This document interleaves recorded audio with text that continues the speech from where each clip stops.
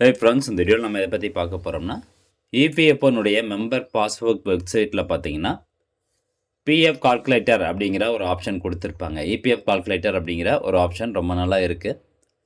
அந்த இபிஎஃப் கால்குலேட்டரை எப்படி பயன்படுத்துறது, அதன் மூலமாக நம்மளுக்கு என்ன தகவல் வந்து கிடைக்கும் அப்படிங்கிற இன்ஃபர்மேஷன் தான் இந்த வீடியோவில் வந்து பார்க்க போகிறோம். ஸோ அந்த இபிஎஃப் கால்குலேட்டர் மூலமாக உங்களுடைய ரிட்டைர்மெண்ட் ஏஜுக்கு அப்புறம் அந்த பிஎஃப்பில் எவ்வளோ அமௌண்ட் இருக்கும் அப்படிங்கிறது தான் ஈஸியாக வந்து கால்குலேட் பண்ணிக்கலாம்.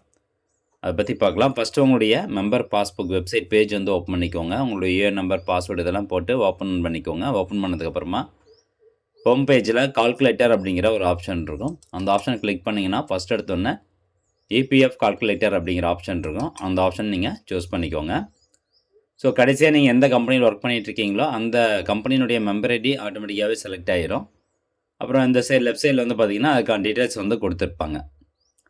ஸோ இந்த நம்பருக்கு வந்து கரண்ட்டாக இபிஎஃப் பேலன்ஸ் எவ்வளோ இருக்குது அப்படிங்கிறத காமிக்கும்.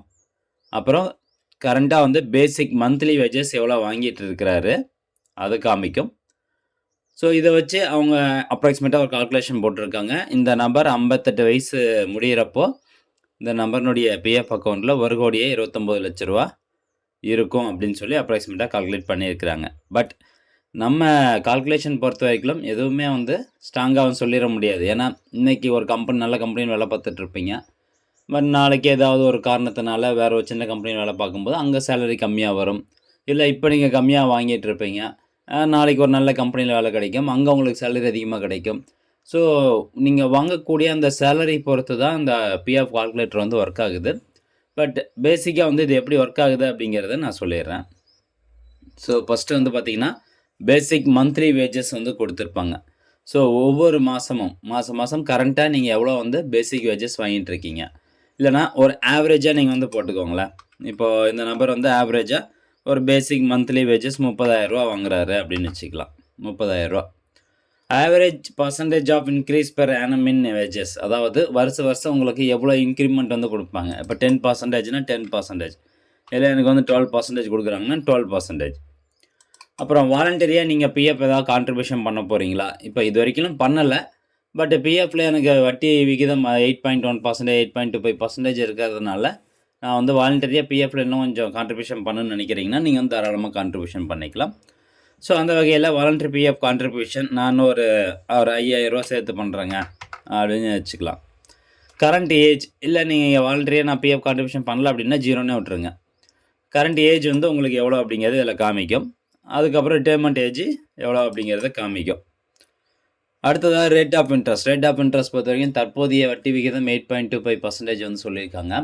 ஸோ அது கூடலாம் குறையலாம், அது நம்ம கையில் கிடையாது. பட் ஆவரேஜாக வந்து 8.1 அப்படிங்கிறது அது எடுத்துருக்குது.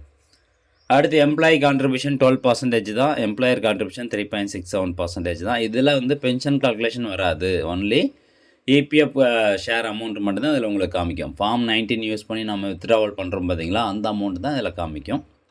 ஸோ உங்களுடைய பேசிக் டீட்டெயில்ஸ் வந்து கொடுத்துக்கோங்க. கொடுத்துட்டு ஜஸ்ட் கால்குலேட் அப்படிங்கிற ஆப்ஷனை கிளிக் பண்ணுங்கள். இது கிளிக் பண்ணோன்னே பார்த்தீங்கன்னா உங்களுக்கு ஆட்டோமேட்டிக்காக அந்த இடத்துல கால்குலேட் ஆகி வந்துருச்சு. Approximate EPF balance at the age of 58. So இந்த நபர் இன்னும் ஒரு 38 வயசில் ஒரு மாதத்துக்கு வந்து 30,000 பேசிக் சேலரி வாங்குறாரு. அவருடைய இன்க்ரிமெண்ட் வருஷம் 12% அப்படிங்கும்போது ஆட்டோமேட்டிக்காக அந்த நபர்னுடைய 58வது வயது, இன்னும் ஒரு 20 வருஷம் ஒர்க் பண்ண போகிறாரு. அப்போ அந்த நபர்னுடைய 58வது வயதில் அவருடைய பிஎஃப்பில் எவ்வளோ பேலன்ஸ் இருக்குன்னு பார்த்தீங்கன்னா 1,20,00,000 702 1,20,702 வந்து பேலன்ஸ் இருக்கும் அப்படின்னு சொல்கிறாங்க. கீழே கொடுத்துருக்காங்க பாருங்கள், கரண்ட் பேலன்ஸ் கொடுத்துருப்பாங்க, அப்புறம் எம்ப்ளாயர் கான்ட்ரிபியூஷன் கொடுத்துருப்பாங்க, அதே மாதிரி எம்ப்ளாயர் கான்ட்ரிபியூஷன் எவ்வளவு அது இருக்குது, அப்புறம் இன்ட்ரெஸ்ட் வந்து எவ்வளவு. ஸோ நீங்கள் இதில் ஒரு கால்குலேஷன் பார்த்தீங்கன்னாவே தெரியும். எம்ப்ளாயி கான்ட்ரிபியூஷன் 34 லட்சம், ஆனால் இன்ட்ரெஸ்ட் வந்து பார்த்திங்கன்னா 67 லட்ச ரூபா வந்து இன்ட்ரெஸ்ட் ஆட் ஆகுது. ஸோ பிஎஃப்க்கு இதை பொறுத்த வரைக்கும் அது வந்து கூட்டு வட்டி, காம்பவுண்ட் இன்ட்ரெஸ்ட் அப்படின்னு சொல்லுவாங்க இல்லையா. ஸோ கூட்டு வட்டியினுடைய பவர் வந்து பார்த்திங்கன்னா நீங்கள் முதலீடு பண்ணால் அடுத்த வருஷத்துலேருந்தே உங்களுக்கு தெரியாது.